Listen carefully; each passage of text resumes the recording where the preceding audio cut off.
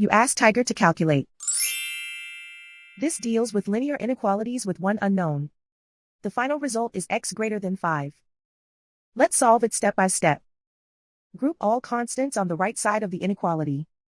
Subtract 10 from both sides.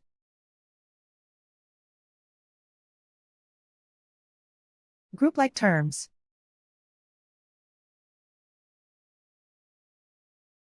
Simplify the arithmetic.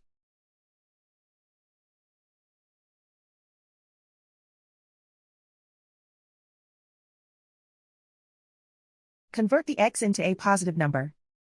Multiply both sides by -1. Whenever you multiply or divide by a negative, reverse the inequality sign.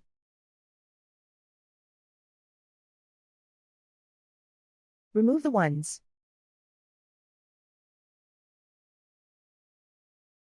Simplify the arithmetic.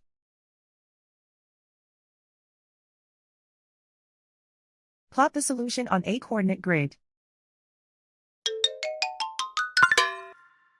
And so the final result is x greater than 5.